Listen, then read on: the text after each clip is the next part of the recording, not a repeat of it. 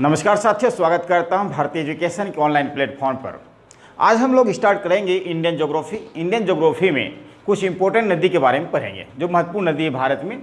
ठीक है, इसके पहले मैं भारतीय एजुकेशन के ऑनलाइन प्लेटफॉर्म पर गंगा नदी, ब्रह्मपुत्र नदी, सिंधु नदी, गोदावरी, कृष्णा, कावेरी नदी के बारे में पढ़ा दिया हूँ।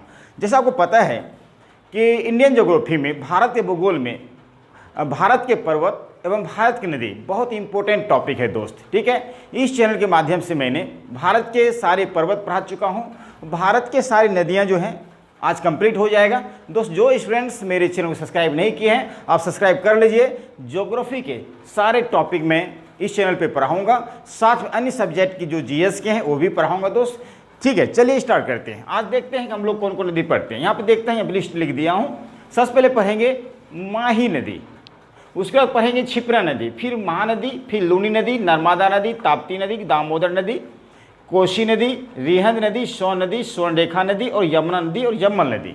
ठीक है, चलिए सबसे स्टार्ट करते हैं। हम लोग पढ़ते हैं माही नदी के बारे में। तो माही नदी के बारे में, ठीक है, माही नदी, तो इसके बारे में बहुत सारे फैक्ट पहले लिख लीजिए, तो फिर मैं आपको बताऊं लोकेशन कहाँ से निकलती है। ठीक है, माही नदी के बारे में आपको लिखना है।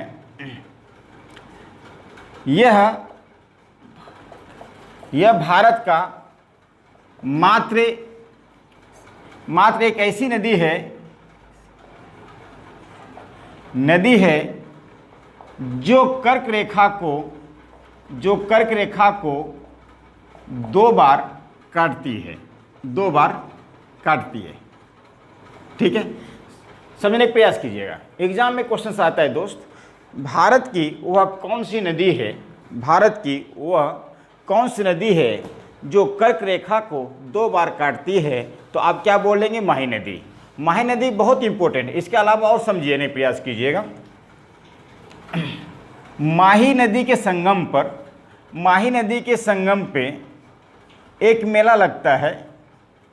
माही नदी के संगम पर एक मेला लगता है जो आदिवासियों का सबसे बड़ा मेला लगता है पूरे भारत में। देखा जाए, यदि क्वेश्चन पूछता है पूरे भारत में आदिवासियों का सबसे बड़ा मेला कहाँ लगता है, तो नोट कर लीजिए, मध्य प्रदेश में ही लगता है। सोम माही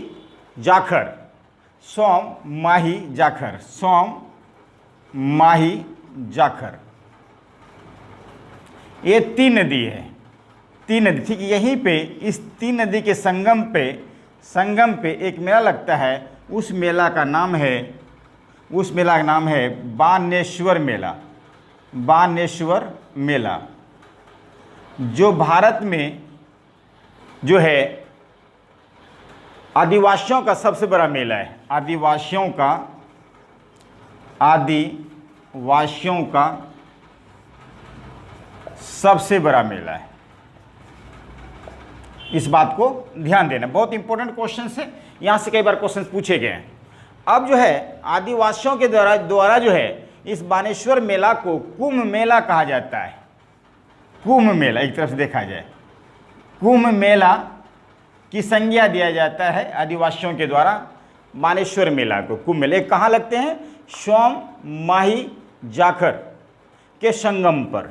ठीक है, इस बात को आपको ध्यान देना है। अब है प्रश्न है कि माही नदी कहाँ से निकलती है, ये आपको जानना जरूरी है। तो आज रखिए, माही नदी जो निकलती है, यहाँ पर लिख दूँ, मध्य प्रदेश के धार जिला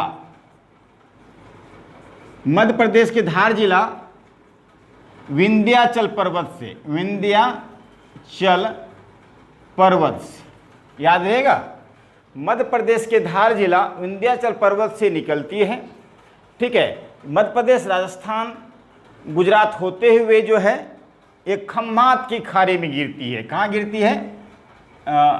खम्मात की खाड़ी में गिरती है।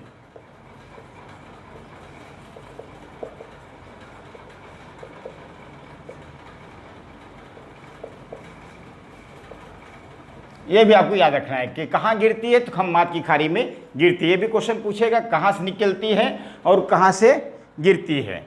ठीक है, आपने देखा कर्क रेखा को दो बार काटती है और इसके तीनों संगम पे जो है क्या लगता है?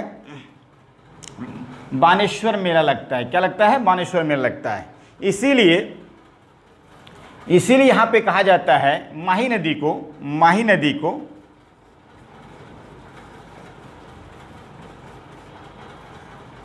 आदिवासी की गंगा। आदिवासी की गंगा किसको? माही नदी को। माही नदी को जो है आदिवासी गंगा कहा जाता है। वहीं पे कहा जाता है दूसरा और नाम से, एक सेकेंड, आइए, तो ध्यान दीजिए, यहां पे हम लोग बोल रहे थे आदिवासी गंगा। इसके बाद इसको और कुछ कहते हैं यहां पे, बांगर की गंगा। बांगर की गंगा और काठल की गंगा।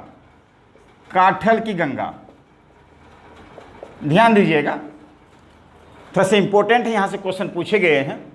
माही नदी को बांगर की गंगा, काठल की गंगा, आदिवासी गंगा भी कहा जाता है।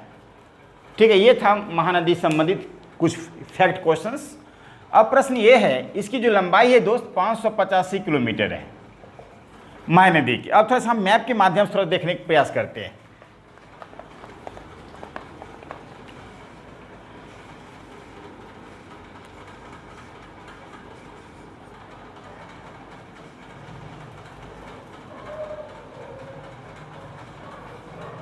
यह है विंध्याचल पर्वत, ये है विंध्याचल पर्वत।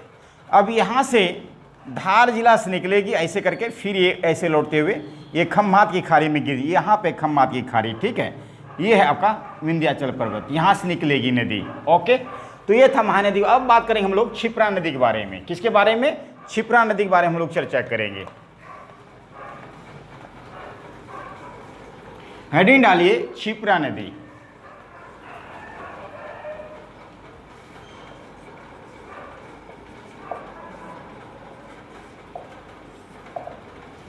ये भी इंपॉर्टेंट नदी है। सच बात करेंगे, क्षिप्रा नदी के किनारे जो है कौन सा शहर बसा हुआ है? आप बोलेंगे उज्जैन। कौन सा शहर बसा हुआ है? उज्जैन शहर बसा हुआ है। ठीक है, उज्जैन शहर बसा हुआ है। आपको पता होगा उज्जैन शहर में ही कौन सा मेला लगता है? महाकुंभ मेला। महाकुंभ मेला लगता है, नहीं हर साल लगता है, हर 12 साल में लगता है, हर 12 वर्ष में लगता है। वहीं आपसे पूछ लिया जाए भारत में कितने जगहों पे महाकुंभ में लगता है, तो आप क्या बोलेंगे? कितने जगहों को बोलेगा? 4 जगहों पे। यदि पूछ ले कहाँ कहाँ, तो आप क्या बोलेंगे? तो हरिद्वार, प्रयागराज, नासिक और उज्जैन, 4 जगहों पे लगता है मेला उज्जैन। ठीक है, यहां तक समझ में आया? अब यहां पे क्षिप्रा नदी के किनारे ही उज्जैन में ही महाकालेश्वर मंदिर है। महाकालेश्वर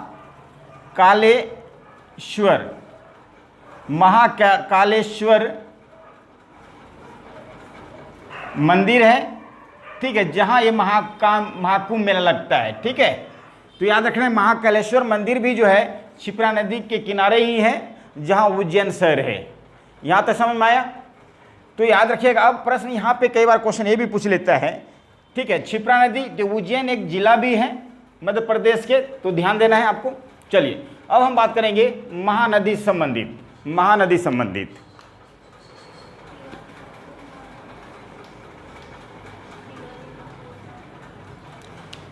महानदी, हेडिंग डालिए महानदी संबंधित। ठीक है, तो ये भी बहुत इंपॉर्टेंट क्वेश्चन है महानदी। यहाँ से क्वेश्चन कई बार बनता है इस नदी से। ठीक है, सबसे बड़ी बात करेंगे महानदी का उद्गम कहाँ से होती है? छत्तीसगढ़। छत्तीसगढ़, तो मैं आपको एक बार पढ़ाया था, आपको याद होगा, मैकाल पर्वत। ठीक है, मैकाल पर्वत का एक हिस्सा है सिवहावा पहाड़ी, इसी का एक पार्ट है। ठीक है, मैकाल पर्वत की पहाड़ी सिवहावा पहाड़ी यहीं से निकलती है, यहीं से निकलती है तो आपको याद रखना है महानदी कहाँ से, छत्तीसगढ़ सिमहा पहाड़ी से निकलता है। ओके, अब इसके संदर्भ में हम बात करेंगे छत्तीसगढ़ में क्या है, ये यू आकार में बहते हुए उड़ीसा होते हुए ये गिर जाते हैं बंगाल की खाड़ी में। कहाँ? बंगाल की खाड़ी में। अब यहाँ देख रहे हैं ये है कौन सी नदी? महानदी। कौन सी नदी है? महानदी। अब महानदी के किनारे जो है साल में 3 बार धान की खेती होती है। साल में 3 बार इस महानदी का, कहाँ पे? छत्तीसगढ़ में। अब धान की खेती साल में 3 बार होने की वजह से आपको याद होगा छत्तीसगढ़ को क्या कहा जाता है? धान का कटोरा। धान का कटोरा। जैसे ही मैकाल पर्वत के हिस्सा सिमहा पहाड़ी से महानदी का उद्गम होता है, निकलता है, छत्तीसगढ़ में इस टाइप ऐसे जो है यू आकार में, कटोरे आकार में जो है ये नदी इस आकार में बनाते हुए आकृति और आगे उड़ीसा होते हुए बंगाल की खाड़ी में गिर जाती है। तो ठीक है, यहाँ तक समझ में आया? यही है, इसी को बोलते हैं छत्तीसगढ़ को धान का कटोरा, क्योंकि इस नदी के किनारे के आसपास में मैदानी क्षेत्र में साल में 3 बार धान की खेती होने की वजह से इसलिए कहता है इसको धान का कटोरा। यहाँ तक समझ में गए होंगे आप लोग। ठीक है, अब आइए, आपको पता होगा कि इसी महानदी पे एशिया महाद्वीप की सबसे लंबी बांध है। एशिया महाद्वीप की सबसे लंबी बांध है, अब 26 किलोमीटर लेंथ है। उसका नाम क्या है? क्या नाम है? हीराकुंड बांध। हीराकुंड बांध जो है एशिया महाद्वीप की सबसे लंबी बांध है, 26 किलोमीटर महानदी पे। किस नदी पे है? महानदी पे। अब यहाँ पे मैंने यहाँ पे 2 टावर बनाया है, 1 टावर 2 टावर। जो इधर वाला टावर है इसको बोलते हैं जवाहर टावर। क्या बोलते हैं? जवाहर टावर। और नीचे जो देख रहे हैं इसको बोलते हैं गांधी टावर। इसको क्या बोलते हैं? गांधी टावर बोलते हैं। याद रहेगा, ऊपर वाले को जवाहर टावर और नीचे वाले को गांधी टावर हम लोग बोलते हैं। यहाँ तक समझ में आया आप लोगों को? ठीक है, तो अब याद रखिएगा। तो इसके अलावा इसकी कुछ सहायक नदी देख लेते हैं। ठीक है, इसकी लंबाई कितनी है दोस्त? 890 किलोमीटर है। और देखा जाए छत्तीसगढ़ के धमतेरी जिला से निकलता है। छत्तीसगढ़ के धमतेरी जिला से यह नदी निकलती है। याद रखना आपको, इसकी लंबाई 890 किलोमीटर। अब इसकी सहायक नदी देखिए, महानदी की सहायक नदी। जो सहायक नदी है इसकी, जैसा आपको पता है कि मोस्टली नदी का जो है सहायक नदी ही पूछ लेता है ज़्यादातर देखा जाए। ठीक है, तो सहायक नदी भी जानना जरूरी है। इसकी सहायक नदी है जोंक नदी, मंद नदी, जोंक नदी, मंद नदी। उसके बाद ब्राह्मणी नदी, जोंक मंद। उसके बाद लिख लीजिए शंख। उसके बाद शेवनाथ। ये सारे इसके सहायक नदी हैं। किसके? महानदी के बारे में। बस काफ़ी इंफॉर्मेशन है महानदी संबंधी। ठीक है, इसके आगे क्वेश्चंस नहीं पूछ सकता है। ठीक है, चलिए अब हम बात करेंगे नेक्स्ट नदी के बारे में। कौन सी नदी है? लूनी नदी के बारे में। हेडिंग डालिए, लूनी नदी।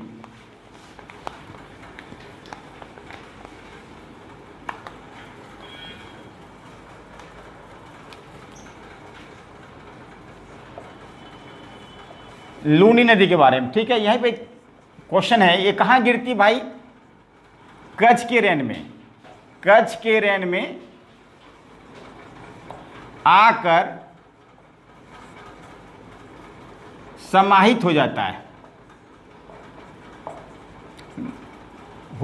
है, यानी कि लुप्त हो जाता है, यानी कि लुप्त हो जाता है। तो कहाँ से निकलेगी भाई? तो कहाँ से निकलेगी? ध्यान दीजिए, कहाँ से निकल रही है नदी?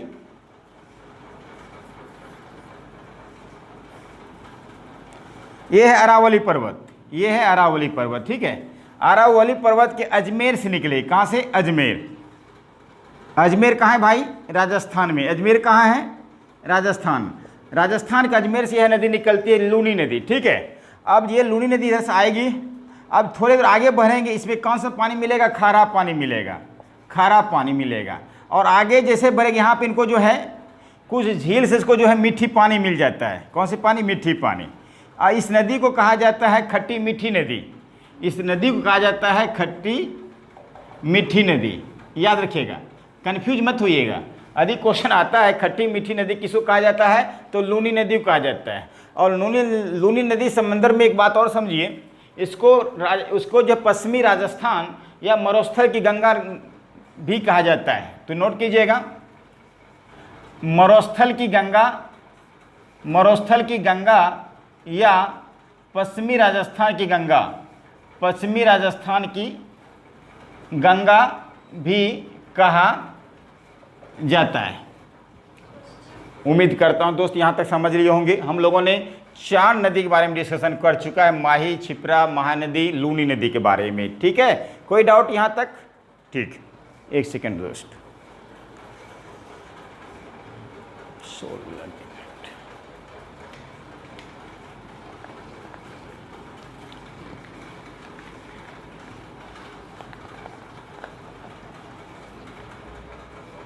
अब हम बात करेंगे नर्मदा नदी के बारे में। हेडिंग डालिए, नर्मदा नदी।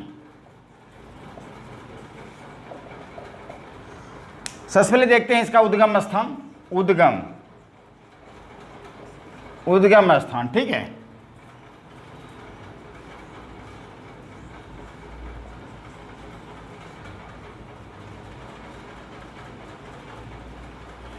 तो ये है विंध्याचल पर्वत, ये है विंध्याचल पर्वत। ठीक है, उसके नीचे है सतपुरा पर्वत, उसके नीचे सतपुरा पर्वत। ठीक है, तो यहाँ पे एक मैकाल पर्वत है और मैकाल पर्वत की ऊंची चोटी है अमरकंटक।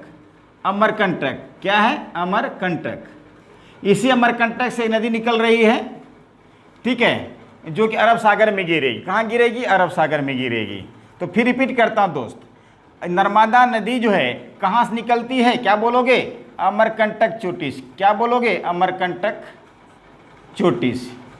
इसकी लंबाई में बोल दो आपको 1312 किलोमीटर है, 1312 किलोमीटर। आप देख रहे हैं ये भारत के पश्चिम में बह रही है कि पूर्व में बह रही है? तो क्या बोलोगे आप? भारत के पश्चिम में बह रही है। इधर कौन सा एरिया है?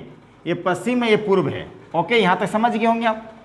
ठीक है, पश्चिम में बह रही। हाँ, इसके संदर्भ में कहा जाता है पश्चिम की ओर बहने वाली सबसे लंबी नदी जो है नर्मदा। क्वेश्चन पूछेगा, भारत के पश्चिम की ओर बहने वाली सबसे लंबी नदी, सबसे लंबी नदी। यहाँ तक समझ में आया? देख रहे हो ना, तो कितना 1312 किलोमीटर है और कहाँ गिरेगी? अरब सागर में गिरेगी। उम्मीद करता हूँ यहाँ तक आप समझ लिए होंगे। ठीक है, अब हम बात करेंगे, यहाँ पे क्वेश्चन पूछ लेता है नर्मदा नदी जो है किन 2 पर्वतों के बीच से बहती है? तो आप बोलिएगा विंध्याचल पर्वत और सतपुरा पर्वत के बीच से बहती है। आप क्या बोलेंगे दोस्त? विंध्याचल पर्वत और सतपुरा पर्वत के बीच से होकर नर्मदा नदी बहती है। ये भी क्लियर हो गया आपका, 2 पर्वतों के बीच से होकर बहती है। ठीक, अब उसके बाद ये बहती है तो है, लेकिन जहाँ से बह रही है उसको बोलते हैं हम लोग भ्रंश घाटी। क्या बोलते हैं? भ्रंश घाटी, दैट मीन्स रिफ्ट वैली। ठीक है, तो कई बार क्वेश्चन ये भी पूछ लेता है कि ऐसी कौन सी नदी भारत की जो भ्रंश घाटी होकर बहती है? तो आपको 2 नदी मारिएगा, एक तो ताप्ती नदी है और दूसरा नर्मदा नदी है। ये दोनों नदी जो है दोस्त भ्रंश घाटी होकर बहती है। ये दोनों नदी जो है दोस्त भ्रंश घाटी होकर बहती है। यही 2 नदी हैं भारत की। ये क्वेश्चन जो है अब तक 5 बार पूछ चुका है पेपर में। क्लियर? ठीक है, अब आइए हम बात करेंगे नर्मदा नदी पे जो है 2 जलप्रपात आपको याद रखना है। जलप्रपात, हाँ, जलप्रपात। ठीक है, तो जलप्रपात 2 एक तो है धुआंधार जलप्रपात, एक है धुआंधार जलप्रपात। ओके, तो दूसरा क्या है? कपिल धारा जलप्रपात। दूसरा क्या है? कपिल धारा जलप्रपात। याद रहेगा, 2 जलप्रपात, एक धुआंधार जलप्रपात, दूसरा कपिल धारा जलप्रपात। किस नदी पे दोस्त? नर्मदा नदी पे है ये 2 जलप्रपात, ये भी याद रखिएगा।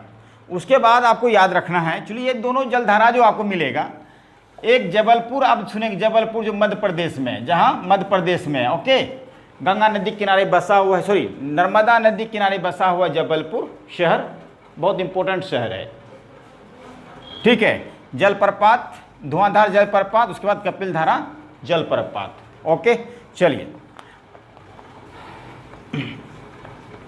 आप सुने होंगे सरदार सरोवर बांध, सरदार सरोवर बांध किस नदी पे है भाई?